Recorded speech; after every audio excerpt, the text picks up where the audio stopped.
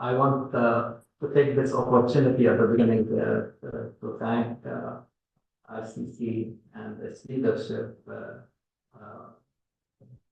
Imam Hazem, Nuha, and Omar, and Muhammad, and their respective committees, to make really this program, inshallah, very successful. I want to before we start, to ask every one of you to recite privately Al-Fatiha, asking for the mercy of Allah subhanahu wa ta'ala to be bestowed on all the witnesses, the martyrs, shuhada, as well as to the injured, and ask for their really recovery.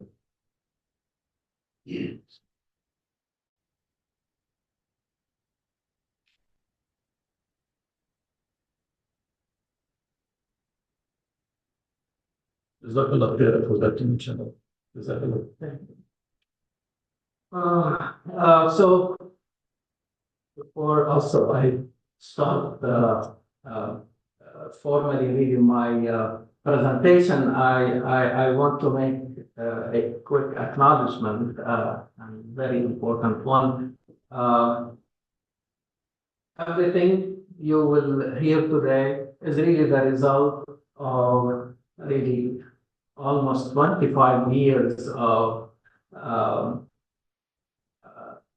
discussions and dialogue with my very close friend, brother, and neighbor, Najib and Khalid.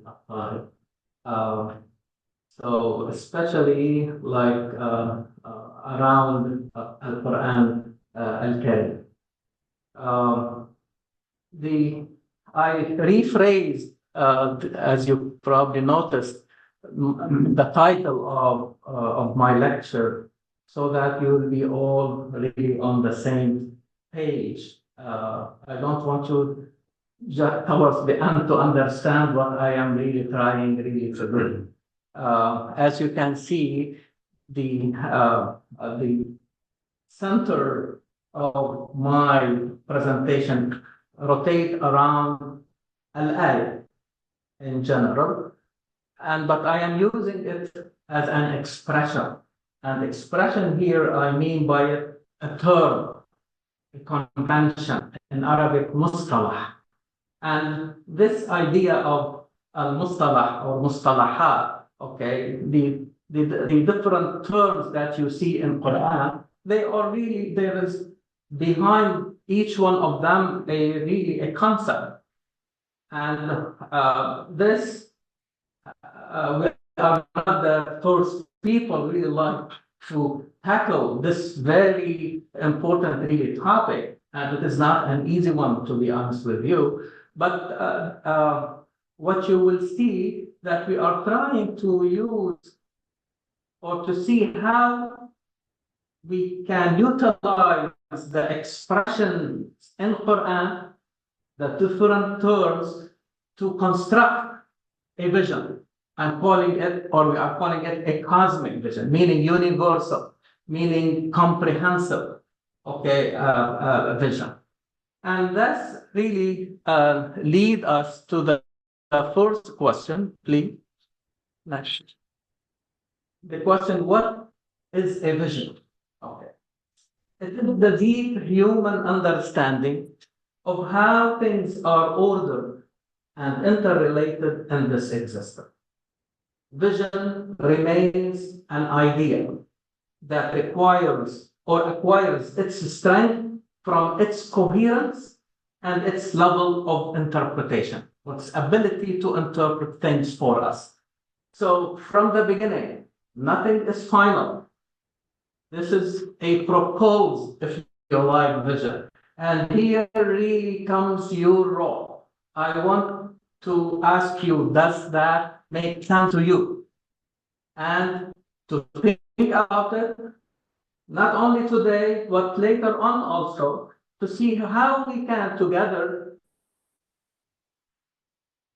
expand that vision so that it can help us to navigate really in our daily really actions. Okay, at the individual level and also at the community level. And you have heard this a lot. We don't have a vision. We are acting without a vision. So let us, instead of complaining, let us really start working together on really formulating a vision that will help us. And we are trying really like not just only using our minds, but we are trying to use a very important reference, which is Al-Quran al-Karim. So let us start by defining ayah. Ayah is a purely Quranic convention and expression. It means that it was not, this is an Arabic word, but it was not, it is formulated from the Arabic letters, but it was not used before Quran. Quran introduced this new term. It refers to anything that acts as a milestone, pointing to something else that is not already seen. As Quran said, in reference to describing the people of Ad, أَتَبْنُونَ بِكُلِّ رِيعٍ آيَةً تَعْبَثُونَ. Do you build a landmark? And now in our cities we see these landmarks, okay, on every high place to amuse yourself. So they were using it as a landmark, okay? Quran is calling it really ayah, and to denote or that there is something else that is not already seen. Like when I see the sign saying Milwaukee, I have not reached Milwaukee, but behind the sign is the city of Milwaukee. The ayah is also used as an evidence for an unseen truth. You are all familiar when Allah subhanahu wa ta'ala promised Prophet Zakaria alayhi salam that he is going to have a son. Yahya, is that right? And the response from Zakaria, give me a sign, show me a sign. He said, قال رب اجعل لي آية. Give me a sign. He said, oh my Lord, give me a sign that still he didn't have his son. But this is a truth that still was not seen. So he wanted really a sign, but there is something behind it. So linguistically, ayah is derived from two Arabic letters, alif and ya. These are the major letters. Together, they form ay. Ay in Arabic is a particle that we use to ask a question, like who or which in English. Therefore, the Quranic expression of ayah urges its readers to acquire knowledge and closely approach the truth through the power of the question. In other words, every ayah should really raise a question or questions for us and try really to answer really that question. I will add something. I am not 100% sure about it because there is another word in the Quran, قُلْ إِي وَرَبِّي. Also alif and ya, and it means yes. Even in colloquial Arabic, we say eh. Asking me, did you come? I say eh, which means I or Rabbi, okay, yeah, means yeah. So, in other words, that the ayah contains the answer. But really, ask yourself this question, or take this example today. Every one of us decided to come here. But believe me, if you analyze your action, you're coming here was in response to a question that you did not verbalize, but you really asked yourself. So we act, we move through the question. And this is how we have to deal with the ayah, okay? And we will see now where, we see ayah in Quran. And I want you to keep this model in the back of your mind, this trial, okay? Because the ayah, you will see it describing the revelation. We will see the ayah describing phenomena and elements of the universe. And also, it is used in relation to historical accounts. And we'll go into more details. And let me start with this verse, and really a comprehensive, verse. Can you please go to the next page?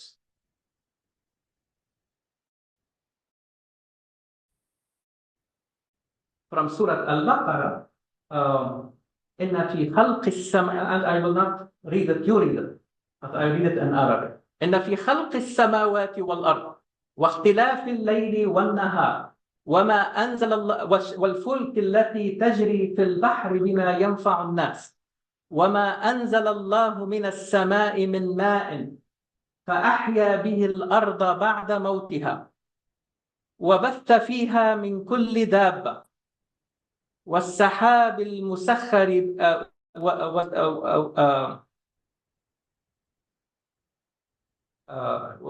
وبث فيها من كل دابة والريح تسريح الرياح وتصريف الرياح والسحاب المسخر بين السماء والأرض إن في ذلك لآيات لقوم يعقلون. So as you can see, the Quran is assigning or referring to every element in the universe or phenomenon as an ayah. In this way, the readers of Quran, are liberated from the natural causation observed on this reality, in order to see the different elements and phenomena as signs pointing towards the unseen truth. What is the unseen truth? That there is a creator. There's an operator behind all these elements and phenomena who is in control of them and at the same time capable of changing them. The Quran brings us examples of this. Can you go one more slide just to show this verse? قل أرأيتم إن جعل الله عليكم الليل سرمدا إلى يوم القيامة من إله. Oh, not this one. Oh, sorry. Go back.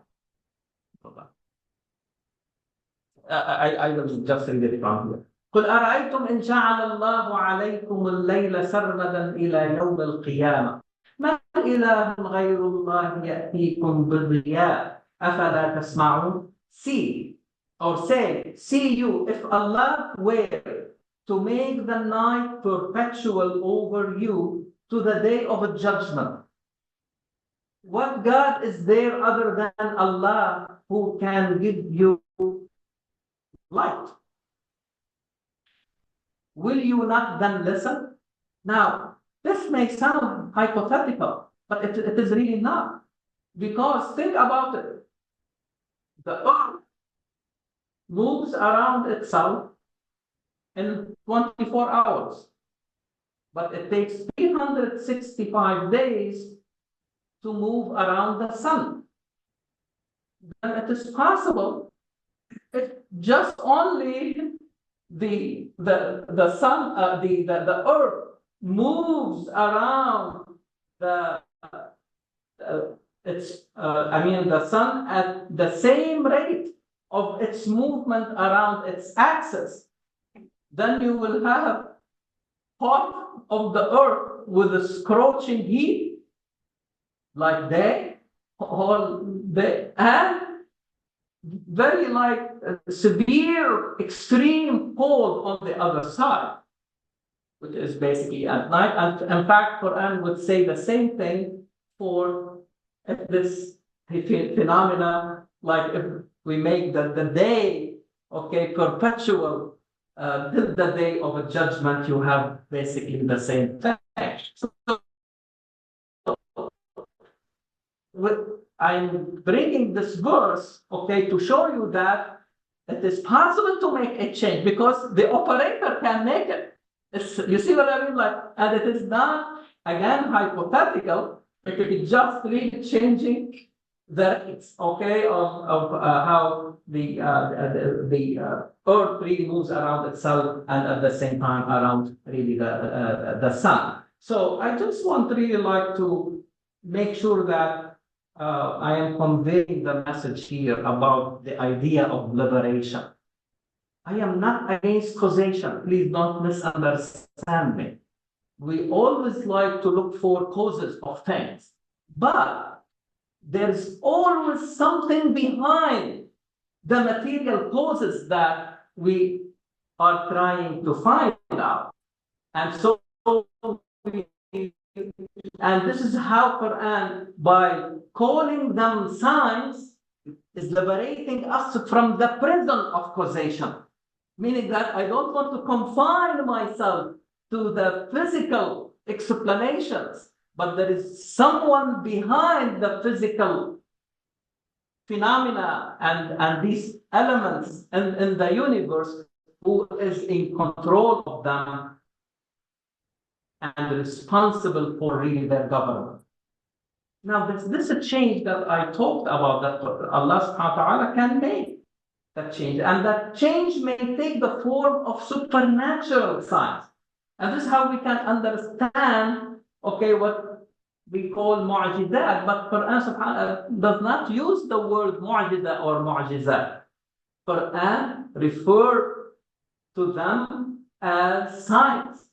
But major or greater signs, ayat kubra, linuriyaka min ayatina al-kubra. This is in relation to Musa alayhi salam, when Allah subhanahu wa ta'ala said, throw your stick and it will change into a snake, or draw your hand to your side and it will become very white without any disease.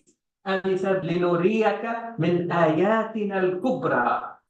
So it's a very clear sign, for you. However, so as you can see that these supernatural signs played a major role in providing evidence to support the authenticity of the divine message of the prophets who preceded Muhammad sallallahu alaihi wasallam. This was their important tool to show that I'm showing you a sign, but there is something behind that sign I want you to believe in. So, in the era of Muhammad sallallahu alaihi wasallam, people were referred to the universe around them to find the signs rather than accepting their requests for supernatural ones. People will come to the Prophet. And you see that a lot in Quran. وَقَالَ الَّذِينَ كَفَرُوا لَوْلَا أُنزِلَ عَلَيْهِ آيَةٌ مِّن رَبِّهِ. Listen to the answer. Can you go? So, why is not a sign sent down to him from his Lord? The response is, قُلْ إِنَّ اللَّهَ قَادِرٌ عَلَىٰ أَن يُنَزِّلَ آيَةً. It's not the problem that I am not able to do it, but now you have entered a new era. I want you to understand that this is a new time for you. They look around you and you will see these signs, this universe is full of signs that would really help you to know what is behind really these signs.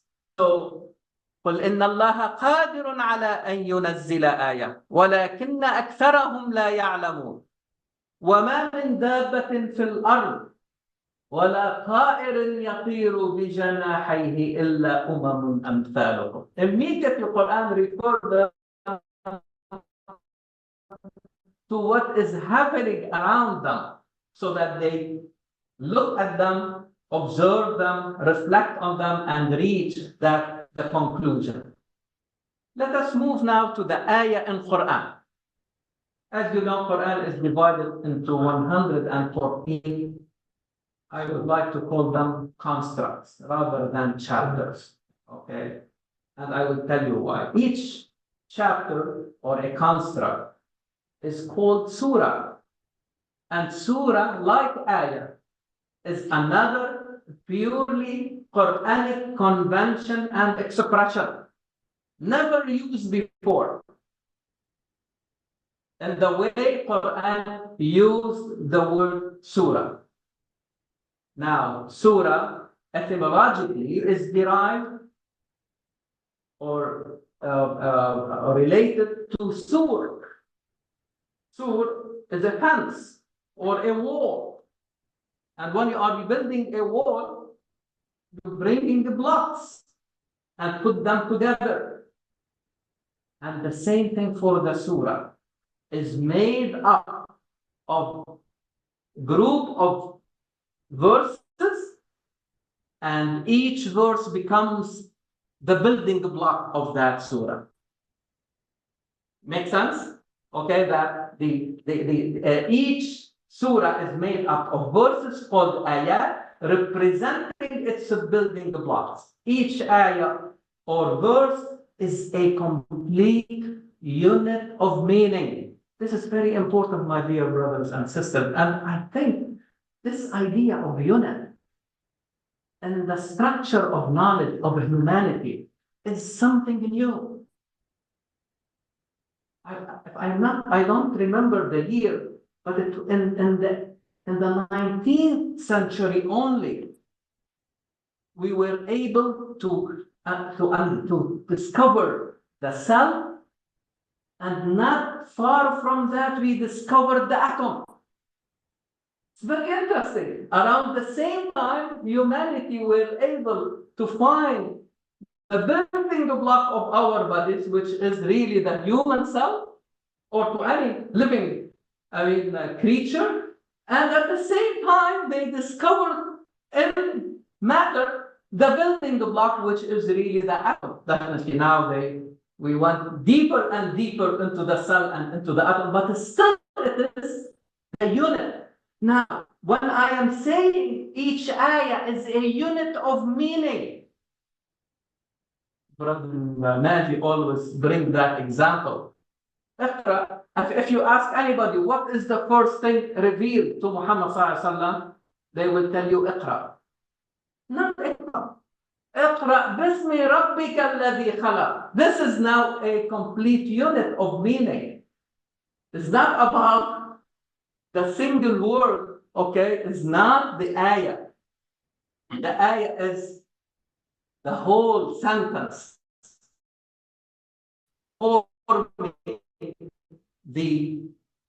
a complete unit of meaning, posing, as we said, the question or questions before the reader who is searching for an answer or answers. Okay? Now, so we can Malik bin Nabi rahimahullah, in his important book Al-Zahira Al-Qur'aniyya, the Quranic phenomena, he basically brought also to our attention this, and he refers to the ayah as the minor unit of meaning, while the surah is a major unit of meaning. Because when you put the units together, they form the surah. And each surah becomes a major unit of the whole Quran. Make sense? Okay. Now, let us move to the third. And now, later on, we will see that Quran, just one more thing on that.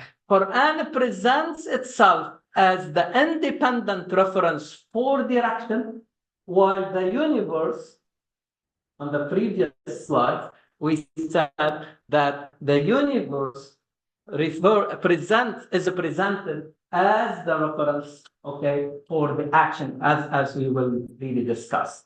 Okay, so the next is how the ayah and human history. And when I am saying really human history, I'm talking about the human being, but also when the human being is associating with another human being or other human beings, now we have a human history. Because what is history? At least in the definition of Ibn Khaldun, history is the study of human association and الاجتماع البشري, how people act with each other or relate to each other.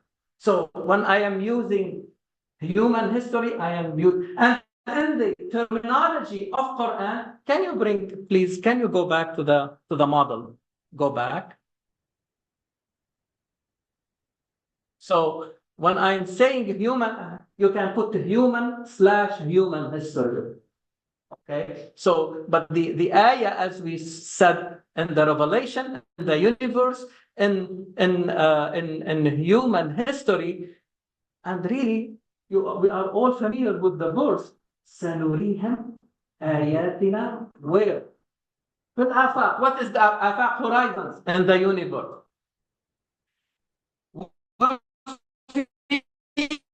أنفسهم human history. سنريهم آياتنا في الآفاق وفي حتى يتبين لهم أنه الحق. About Quran, because the ayah before it, قل أرأيتم إن كان من عند الله ثم كفرتم به من أضل ممن هو في شقاق بعيد. So the verse is talking about Quran. That why are you really denying Quran? Quran then said, I will show you, we will show you. And not only for the future, سنريهم is in this letter C, that, okay, is for the, not only that, but for continuity.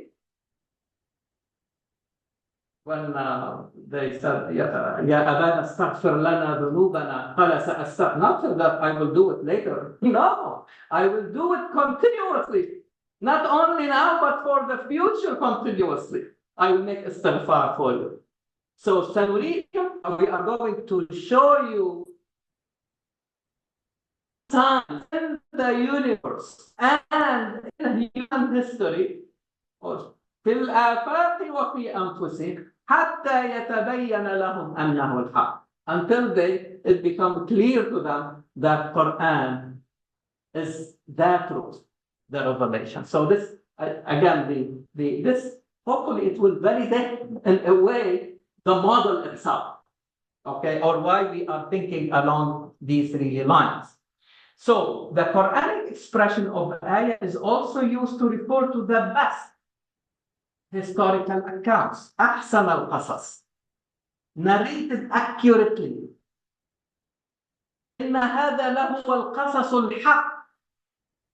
So best historical accounts narrated accurately by Quran. Readers of Quran are invited to extract morals from such accounts.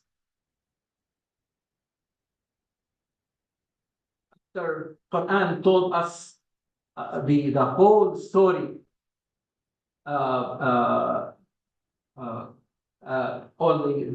the different accounts and the experiences of different messengers and the prophets, Quran said, كُلًّا نَقُصُّ عَلَيْكَ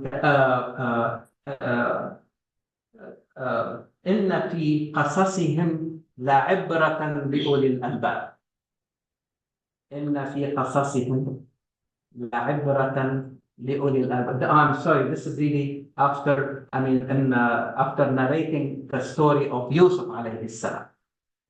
إن في قصصهم لعبرة لأولي الألباب. عبرة, lesson, moral. Okay, there was certainly in their stories a lesson for those of understanding. But also, these stories became a powerful source of morale. So عليك من أنباء الرسل ما نثبت به فؤادك. Each story we relate to you from the news of the messengers is that by which we make your heart firm. So I always connect moral and morale with historical accounts. So by labeling them ayah, Quran is also liberating us and the universe from the prison of causation. But here, Quran is liberating us from the immediate effect of social laws and power in order to perceive the divine control of God of these laws. So there is someone, the operator behind everything you can see. Then you don't succumb to the power of a government or a human being, or so it's really important source of liberation. And you can read when you have a chance Surah Ash-Shu'ara, and after every historical account you see this refrain, the same two verses. إن في ذلك لآية وما كان أكثرهم مؤمنين وإن ربك لهو العزيز الرحيم. Indeed, and that is a sign. But most of them were not believers. Indeed, your Lord is ever powerful, ever merciful. These two attributes of Allah subhanahu wa ta'ala were not haphazardly chosen, but you need to believe in Al-Aziz, the ever-powerful, that when He wants something, it will happen, and no one can object to that. But at the same time, He is the ever-merciful. So even if you have the upper hand, don't treat others harshly, but you need to be very merciful.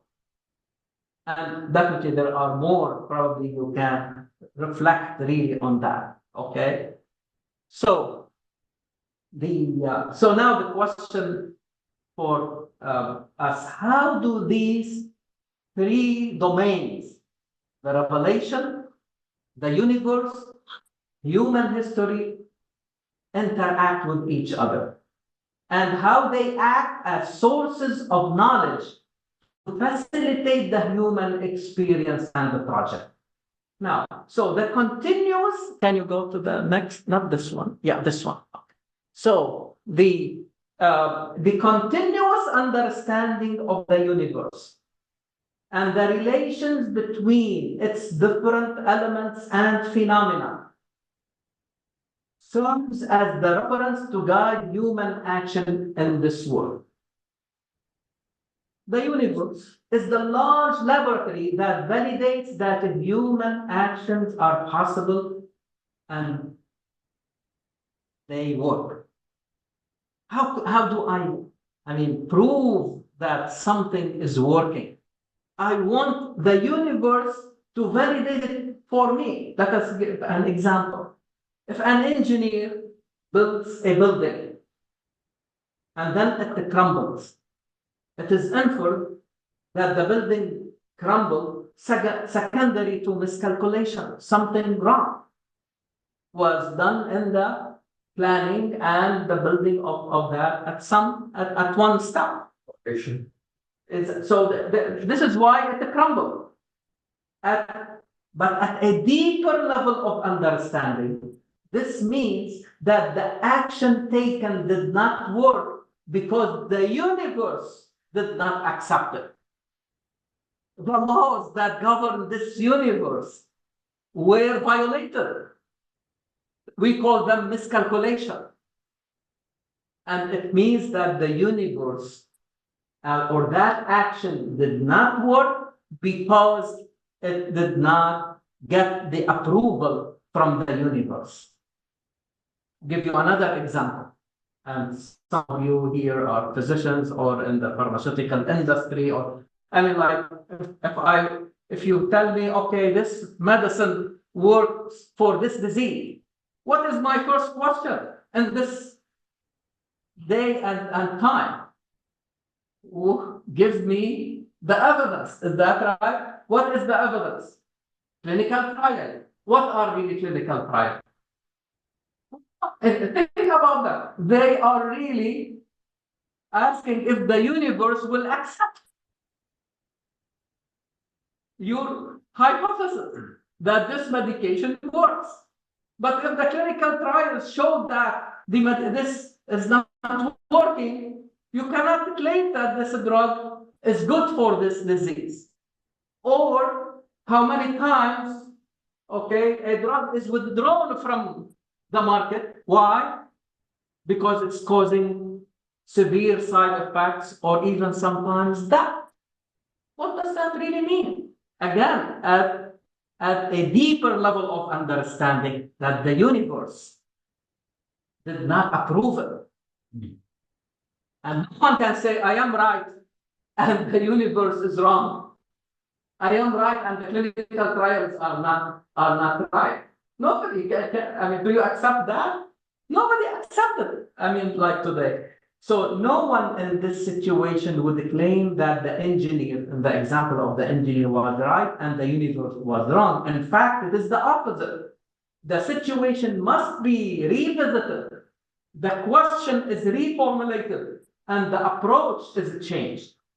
The universe, therefore, is the independent.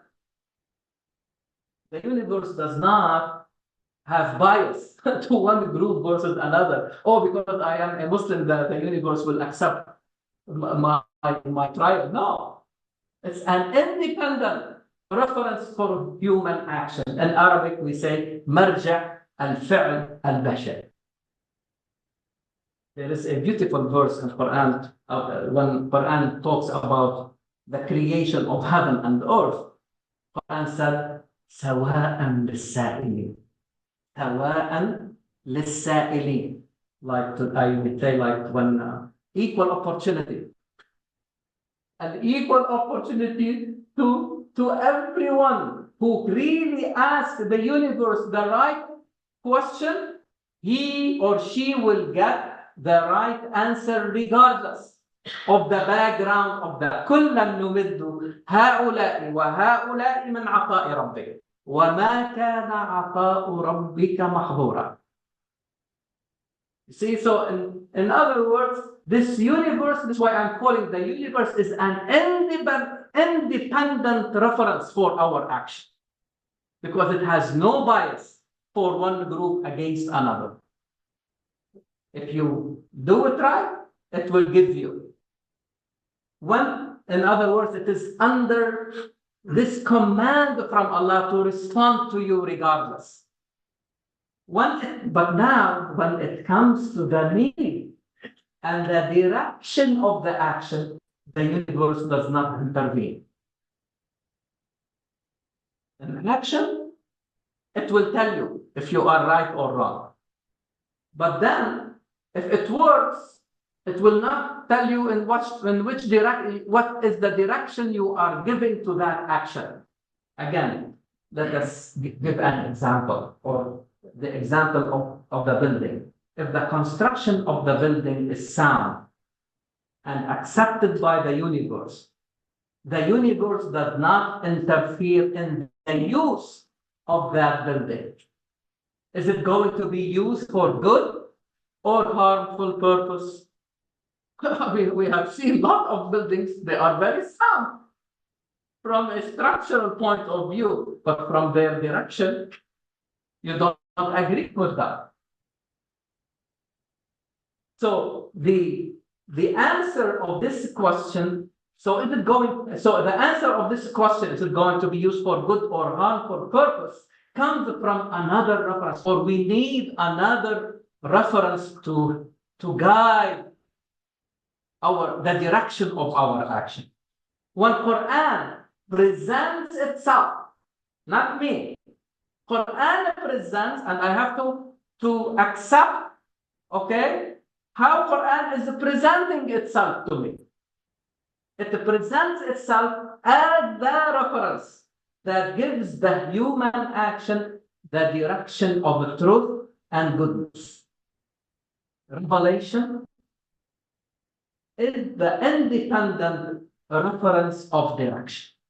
مرجع الوجه. وجه is another Quranic expression to mean direction. لكل وجهة هو موليها. Okay, so now we have the universe as an independent reference for action, and Quran is presenting itself as the reference. قل إن هدى الله هو الهدى. قل إن الهدى هدى الله. By that guidance. And also it is an independent. Quran doesn't have bias for one group against another. Is that right? Quran does not. If you do right, Quran will say you are right. If you do wrong, ليس كأمانيكم ولا أماني أهل الكتاب من يعمل سوءا يجزى به.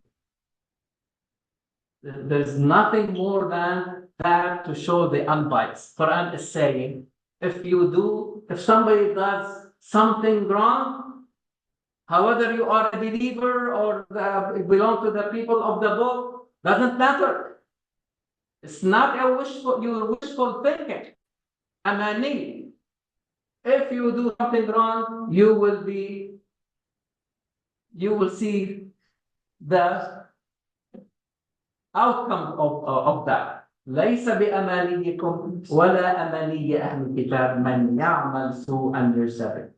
All the attempts to extract the direction of a human action are not final, and they must be always subject to adjustment depending on changes of time, place, and circumstances.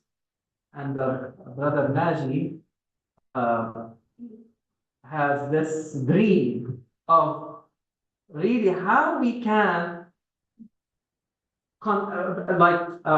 bring a new Quranic science, the science of guidance. You see, the ilm al-wujha, because the universe is enough for us. Now we have learned over the last at least 500 years, we have really did very good job and really making a lot of advances, because see how things moved very quickly after humanity came to that conclusion that the universe is the reference for our action. Unfortunately, they don't teach this to us. But in reality, this is what does it mean? That everything your mind can come up with, you have to prove it by observation and experimentation, so that the universe will validate your hypothesis. Make sense? So and why? I mean, we said like you can. Nothing is final. It's always subject to adjustment because climate changes, circumstances changes. So we have to think, extract more directions from these verses that we are reciting. And Quran is built in this way. Quran said, قل لو كان البحر مدادا لكلمات ربي لنفد البحر قبل أن تنفد كلمات ربي ولو جئنا بمثله مددا. Say, if the ocean were ink to write the words of my Lord, sooner the ocean would be exhausted than the words of my Lord, even if we added another ocean like it for its aid. Another verse from Surah Luqman, وَلَوْ أَنَّ مَا فِي الْأَرْضِ مِنْ شَجَرٍ أَقْلَامٍ وَالْبَحْرُ يَمُدُّهُ مِنْ بَعْدِهِ سَبْعَةُ أَبْحُرٍ مَا نَفِدَتْ كَلِمَاتُ اللَّهِ. If all the trees on earth were hands and the ocean with 7 oceans behind it to add to its supply, yet the word of Allah would not be exhausted. For Allah is exalted and powerful of wisdom. So the a side note, but I think it is important. Okay, if you count the words in Quran, you count them from Bismillah ar-Rahman ar-Rahim, Alhamdulillah Rabbil Alameen till Min al-Jinnati wal-Nas. These are words. You can count them. They are finite. But they are finite as signifiers. Because the words, okay, they have limited ways of pronouncing them. There are words that can be pronounced in more than one way, but they are still, the number is finite. But the words of Quran as signified, meaning the meaning derived from them is unlimited. This is why Quran said, قُلْ لَوْ كَانَ الْبَحْرُ مِدَادًا لِكَلِمَاتِ رَبِّي. So it is unlimited. So Quran lends itself. It is full of meaning. And some meanings are deeper than others. You have to, or it is our job to explore and find and in particular, looking for new directions, new aims, new purposes. So in addition to the universe as the reference for human action and the divine revelation as the reference for the direction of our action, human history is another source of human knowledge. Now, this counts. I cannot really comment on a historical account that it was fabricated. And there are a lot of historical accounts that have been fabricated. So the first thing I want to make sure that this event happened in reality, which means what? That the universe accepts it. What does it mean? And Ibn Khaldun really was, like a game changer in this domain, because he changed history from just narrating accounts into, I want first of all to make sure that this event happened, and then I will ask why that event happened.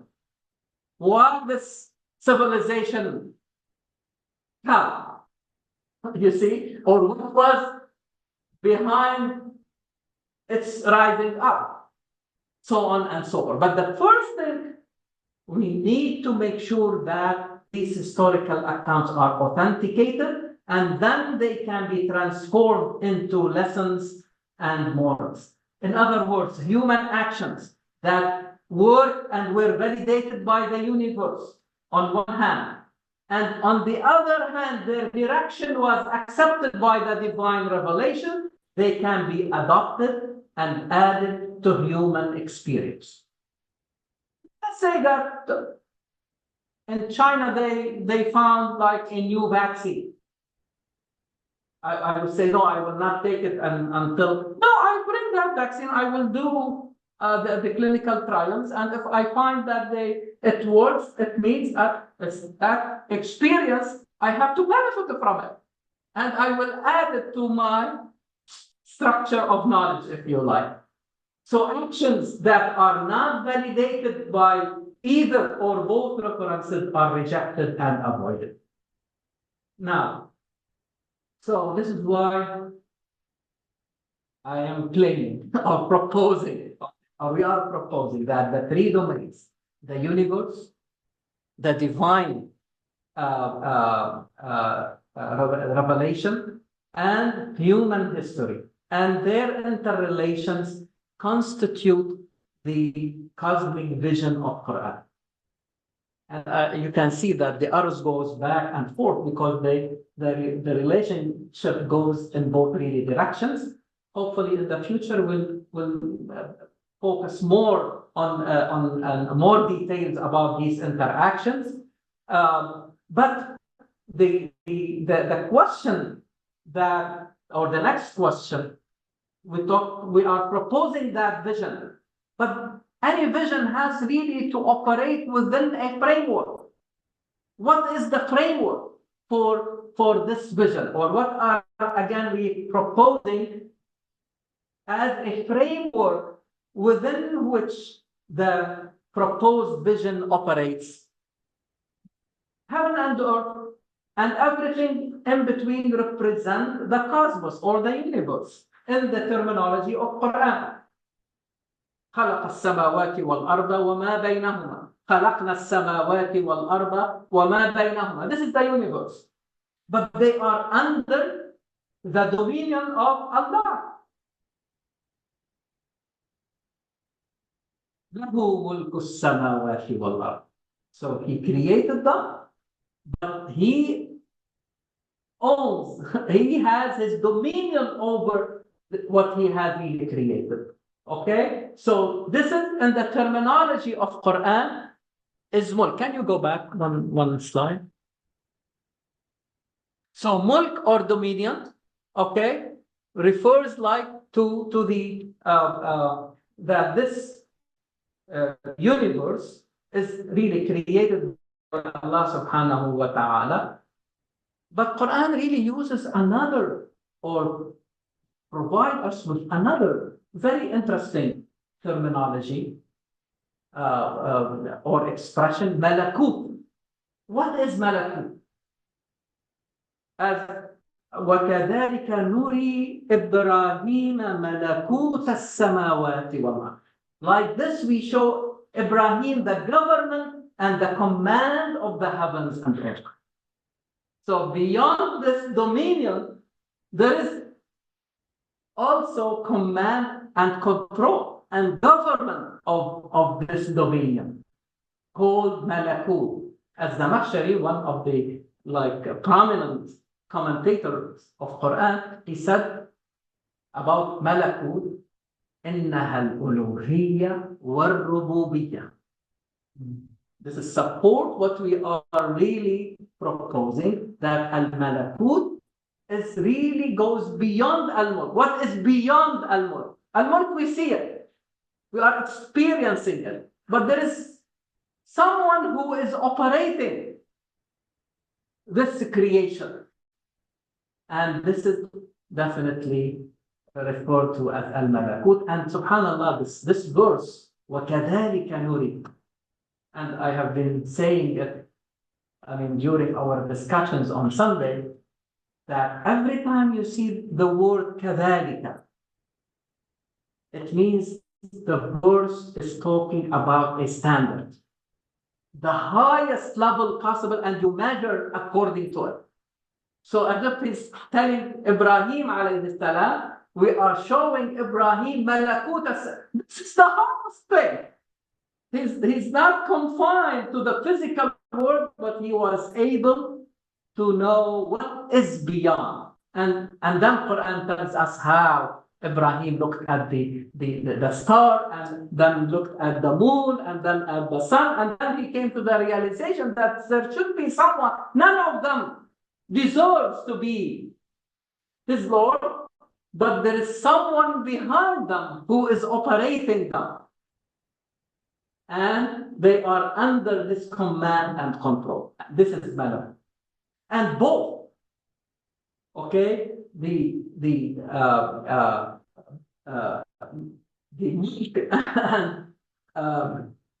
however, it is the creation of Allah subhanahu wa ta'ala. Go to the next next slide.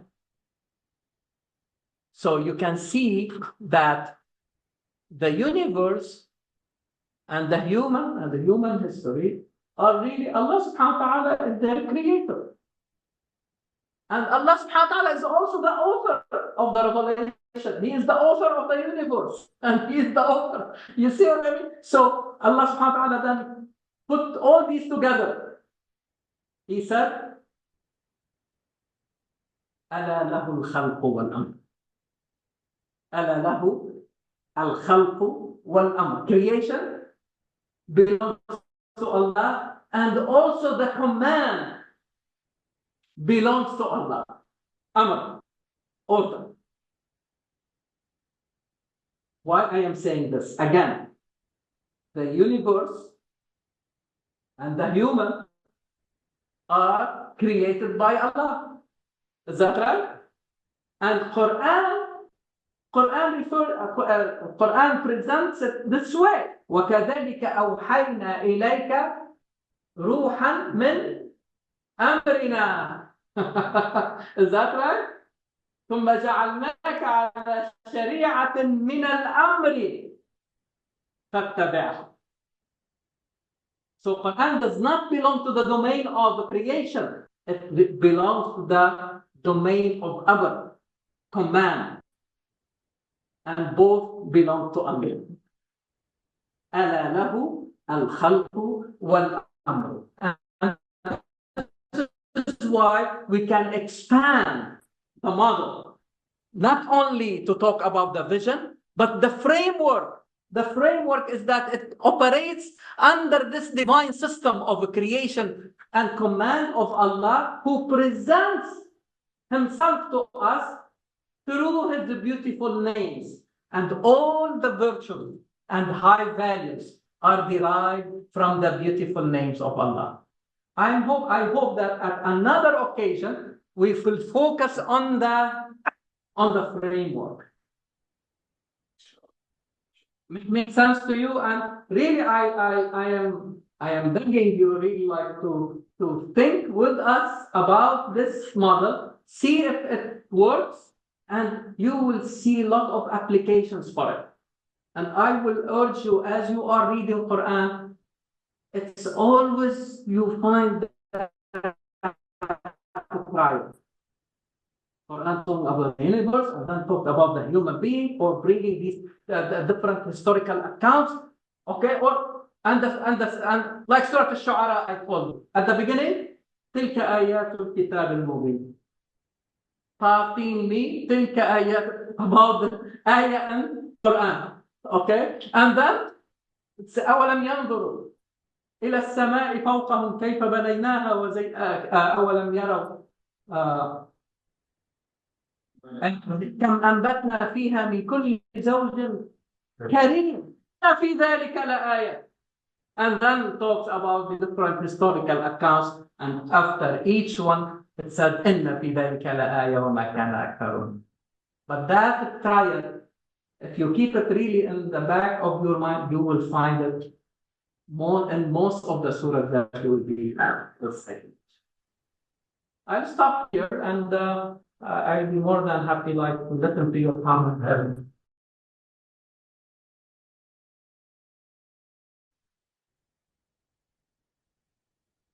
I have a comment here. Yes. And the perfect example of Malakut is when the fire turned cold at the command of Allah. Right? Yeah. Became cold at the command of Allah. Exactly. That's a perfect example of Malakut. Exactly, because as we said at one point that these really like physical elements and phenomena that we see can be easily changed. Okay, because there is one behind this who is really in charge of the command and control. Yes. Thank you. Thank you very much. Yes, Walid. Sorry. Sorry. You go ahead, the one behind me. Go ahead. My name is Walid. So that's you mentioned there is standard of cell, and then you don't understand. You mentioned you don't understand all these elements. Our understanding is changing over time. Mm-hmm. Does our understanding change over time? Yeah, you see, again, because the ayah is a general term. It's as we said, if you put it as a question, it will lend itself like to bring new answers. You see, provided we elevate the level of the question. If I ask the same question, I will get the same answer. But if I elevate the level of the question, in other words, put the words under the microscope. Again, if I take a drop of blood and look at it grossly, I see a drop of blood. But put it under the microscope. What do you see? Worlds of cells. And you see you have more information. The same thing. Put the ayah under the microscope and you will see more than what you see at the face of it. Make sense to you? Yeah. And that's why I said, like, especially when it comes to the direction, that we should not confine ourselves to one conclusion, but keep the door open for more directions as time, place, circumstances really change. Yes. Just to comment on this at the same time, this is the idea that is a purpose, right? Because the purpose is here the regulation itself, the purpose is good. And then the main purpose is to worship Allah. So but the idea of the worship here is to know Allah. It doesn't mean to worship, to get to be able to reach the highest possible state while moving toward Allah subhanahu wa ta'ala. So one of the main obstacles, so human beings, they are in the universe, they are part of our concept. So what if we are alive, we are much, right? But what I say is beyond that. So one of the main obstacle also to not worship Allah can be the universe itself. Yes. And this is why you can find civilization, they worship the sun or the moon or the planets or so Quran is the idea of how question is how to free human beings. That idea of ayah here is, and this is the beautiful thing when you relate the ayah with the Eid, with the answer, question and answer. But it's not any type of answer. That answer that not stop the ability to ask question, but to elevate to a higher level, to different grade, the ability to ask a new question, better question, higher question, deeper question, because you are in movement, and that movement is to get closer to Allah subhanahu wa ta'ala. And this is a huge implication because the whole idea in the Arabic you can see the meaning, because the Arabic can say shape. Shape is thing. But in Arabic, you can see shape is connected to mashia, connected to sha. ما شاء الله كان وما لم يشاء لم يكن. إنما أمره إذا أراد شيئا أن يقول له كن فيكون. So the whole universe is that the will of Allah, the order, the being. But what does it mean? The application is amazing because here everything suddenly becomes divine. But it becomes divine as a sign to help us as human beings to keep moving, to know that the idea of malakut. Yeah. So this is the implication, because imagine here you have a civilization that can see the whole universe is divine. So you cannot commit much mischief in this world. You cannot just go and kill people through thousands of kilogram of explosive, and you don't even let the rescue teams to go and rescue these people, and you go, we are defending the civilized world. What civilized world you are defending? For this civilization, you are just terribly evil. Yes. And but you call it, because why? Because there is no such thing. Because the idea behind that is not this idea of al-Mashiach or the divine, everything divine. The idea behind that is totally different. The idea is we are the sons, we are his beloved ones. Or ليس علينا في الأمين سبيل. We have no responsibility to others. So that worldview, it will generate this mischief in this universe, and will even legitimate even the extermination of whole nations or whole populations. And you see it as this is normal thing to do. And you deal with the universe as the idea of ghazw.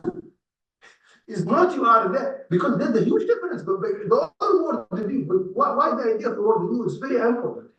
Because that word of view will make from you, استخلفه على سائرها.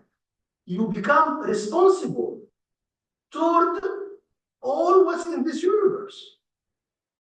It means that ability to go to higher state doesn't make from you, an arrogant person. No, this is what increase your responsibility toward the other, and you in this universe in a responsible way. This is very interesting to connect this on this together. The same thing, the distinction between the action and the direction. Look at what is happening. They talk about the advancement in technology and see how this technology is being used. And really, I was saying they are using these technologies without the technologies of the sun. They have not built anything from inside the human being to put that technology in the right direction. But they are, as we saw it, like in the last, at least the last couple of weeks, how it's being used as a tool of mass destruction. The pager, one of these things. Yes, yeah. A couple questions and comments. The first one is, the gentleman from behind. We should always try to know Allah, but can we really know enough of Him? Because Allah Himself says, وَمَا قَدَرَ اللَّهُ حَقَّ قَدْرِهِ. They have never will be able to appraise Allah adequately or sufficient. That's number one. But that shouldn't stop us from trying to learn about Him. That is not really about like and the absolute. What I'm saying that there are people who do not appreciate, Allah the way we deserve to be appreciated. But again, as Najis was saying, it is a journey. It's not like one-time event, but really how we need to strive in our life to get closer to Allah subhanahu wa ta'ala. And again, put it in that context of liberation and our approach to the universe or to approaching the history, how they both liberate us, which means, what does it mean, liberate us? Bring us to a level that is really closer to see Allah subhanahu wa ta'ala, that He is behind this universe and behind all what is really happening. The second one, let me just, if I may continue. The meaning of the Quran that has to evolve with time, right? And space. Because again, Allah Himself says, Allah nazzala ahsan al-hadith kitaban mutashabihan masaniya, has different shades of meaning. And the different shades of meaning will evolve with change of time and space and knowledge, right? Yes, and that's why we quoted, the two verses that really make the same sense, like, that Quran lends itself. It's structured in a way so that we can really go deeper meanings and extract really more directions for us. Yes, sir. So, brother, everybody, thank you very much for a very insightful lecture. And a couple of times you mentioned the ayah in which Allah subhanahu wa ta'ala says that He will show them His ayat, His signs in the universe or in the horizon and within themselves. So, two questions about this ayah. Who are they? And what is the end result? What is the end result of حتى يتبين لهم الحق? Yes. What is the end result here? Just these two questions, and maybe there will be one follow-up with it. Yeah, I think, again, if you look at the model, that the interaction between the three domains, Okay, and this verse, Allah Subhanahu is saying we are about really the people who are rejecting Quran. You see, he said, I will show you sign, okay, in the universe and in yourselves and in your human experience to really like and your, because I mean history is a human experience at the end of the day. So those will help you to see the truth of Quran. So what happens? What is end result? What is because we need, because Quran, again, we are saying that we need a reference for direction. And Quran presents itself as the reference of direction. Hudan lilnas. Inna hudallahi huwal huda. So eventually we need the universe so that our actions are done right. I mean, like they were, but at the same time, we need what type of direction we have to give to our actions. And we need another reference. Universe does not help us in that area. We need another. And this is why, this is again, hopefully in the future, we can probably talk about this concept of reference. You see, and I think one of the uses of this model is that it really distinguish between the action and the direction of the action. Okay, but at the same time, it will tell me which reference I have to use. I mean, think about it. We go to school for like 12 grades, okay, and then we go to college. And some of us go to do a master's or a PhD or MD or whatever. We spend all these years, okay? And no one will tell you, okay, what is the meaning of when you learn something in biology or in chemistry or in physics, okay, or even in social sciences, okay, what do they mean to me?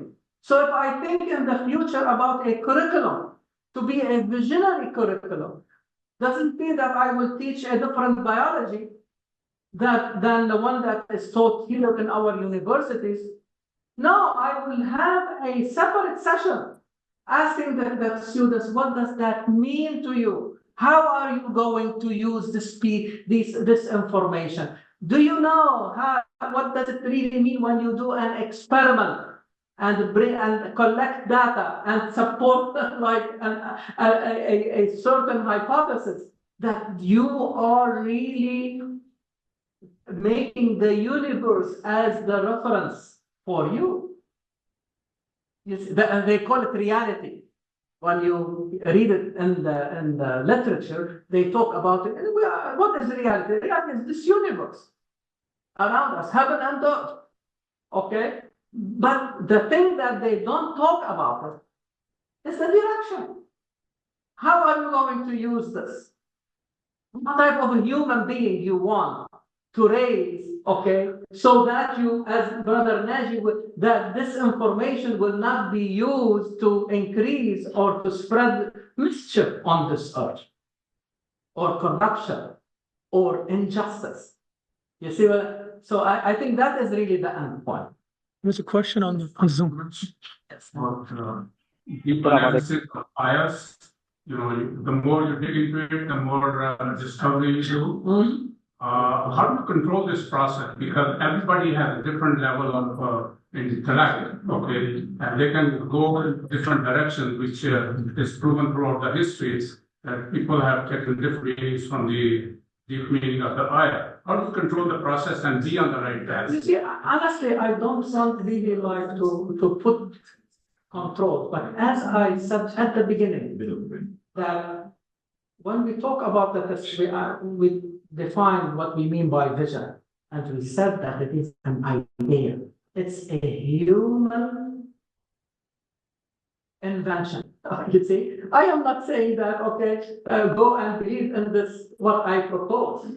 This remains an idea, which means it lends itself to it could be wrong, it could be adjusted. So coherence becomes very important.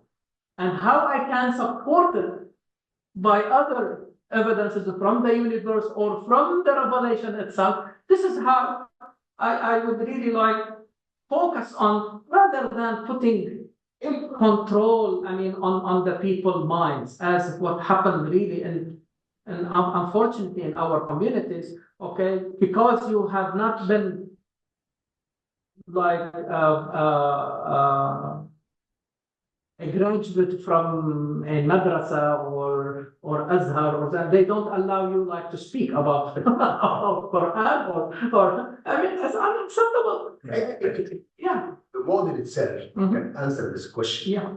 Because when you say universe, you say Quran, and you say human history and human, then you see it as dialogue. Yes. Let's say, for example, you have certain understanding of justice from the Quran. Now you go and you try to implement that in your family or in your society or the in human in the world. In the world. But this is also, you can see the results. They are still Ayah, right? What the result itself should also help you to change your understanding. Say that. So it means you are no longer the river. There is no longer the idea reason for the sake of reason, and just with reason you can reach the truth. No, there's a need for reference. Why this? Because the Quran see as the human being is there's a challenge there. So it's a do ajil, if you like, between good and bad. It has that ability to do good, that ability to do bad. So human being has this issue of action and direction. So this is why the reference, they are separated to keep the freedom, but also keep the need for the reference. You cannot just do things without the reference. So this is why I would say this, the world entered the scientific era is really after Ibn Haytham. There's no scientific era before Ibn Haytham. Ibn Khaldun tried to add more to that. It's the how to study human society. If there is no the human society, we got by Al-Imran, become the reference. Yeah. So this is what Khaldun is saying, okay, you can tell me the story, there's a narration, it will tell you this, I think this place, there's 1 million people went through it, just in half an hour. Just this. Khaldun will say, okay, if we study this, let us go there and see. It's not true. That cannot happen. So this is what Khaldun al-ta'dil wal-tajrih. So even if you are the nicest person in this world, that doesn't mean what you said is true. So it should be validated by the should be validated. So it's beyond the idea of ta'dil and tajrih. So we need to see that model as a continuous dialogue with the need of reference, but also the need of us. Because the Quran is not there for the bees or for the ants, or because the ants read the Quran daily, but because they don't have the issue.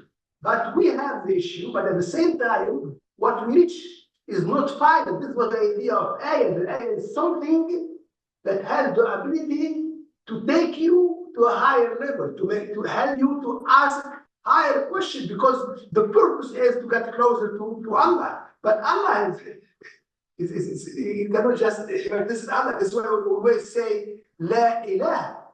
It's always, anything that you think is Allah is really not Allah.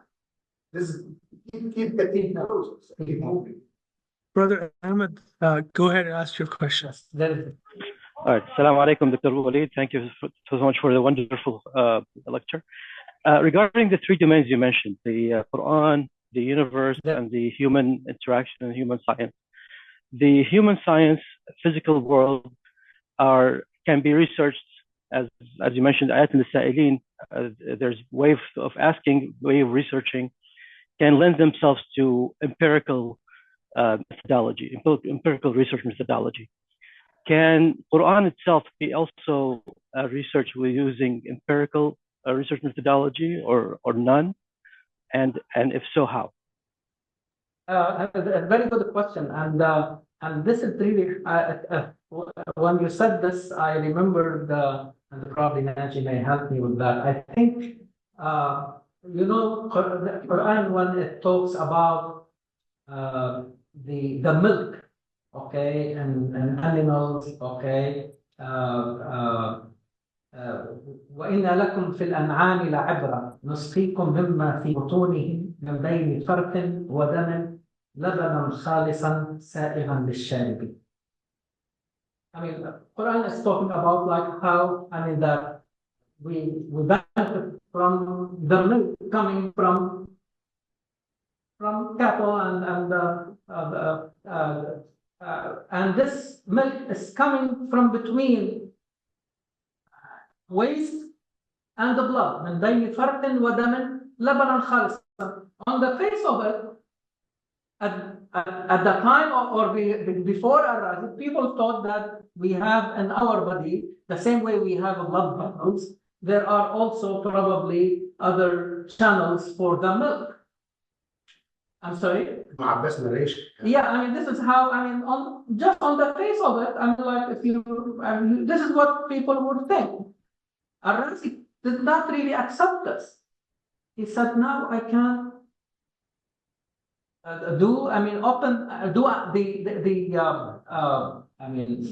study the anatomy of the, and make dissection and see to find if there are really, like, they open the animal, and because at that time they become some probably advanced in that area, okay, and they did not find that. That probably made them think about how milk is produced in our body.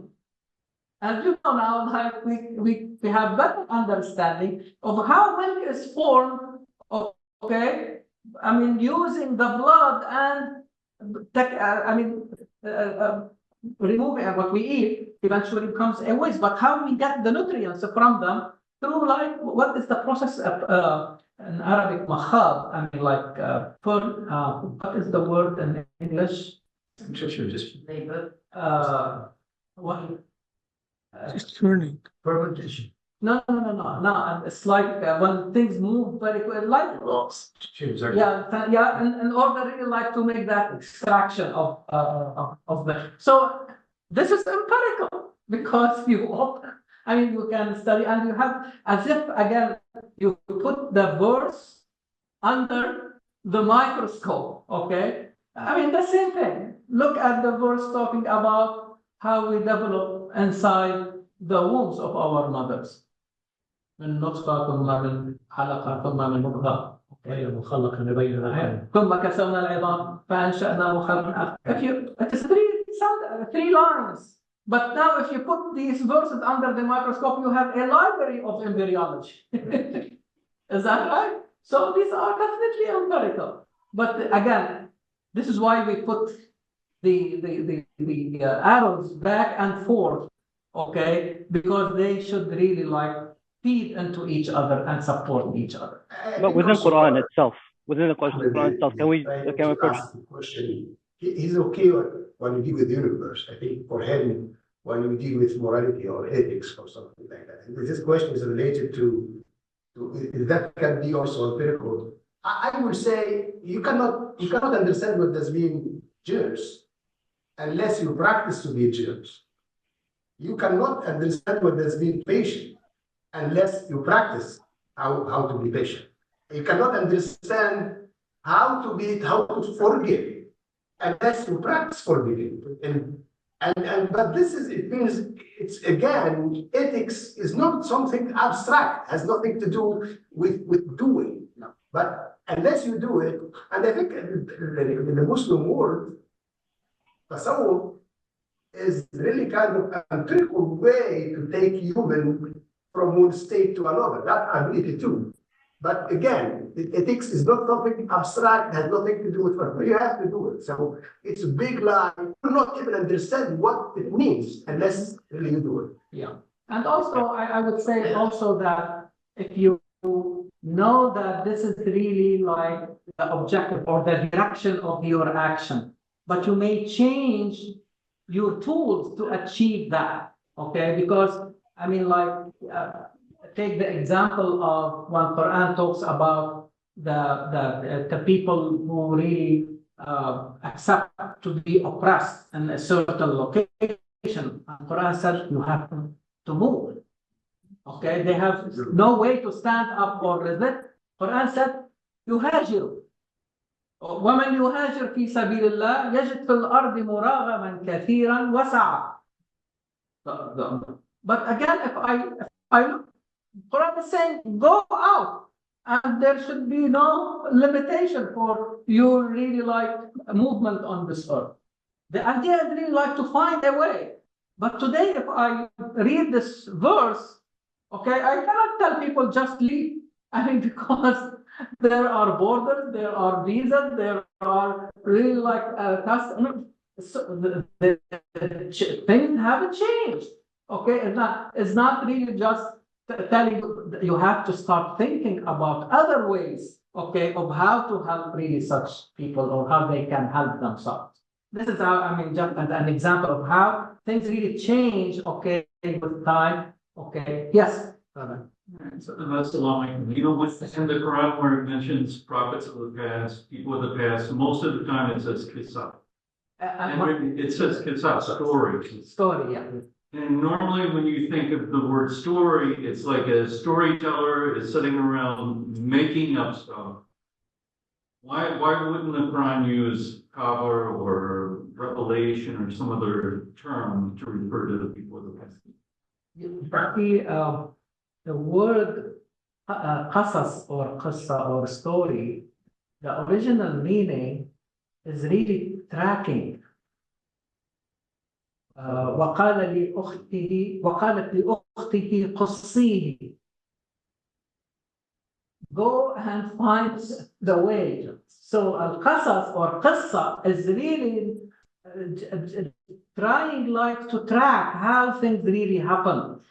Okay, from, if you like, from A to Z. Okay, and again, meaning that this is what really happened in reality. And this is why Quran said, I am not only bringing you the best stories, but I am narrating them to you accurately. إن هذا لهو القصص الحق.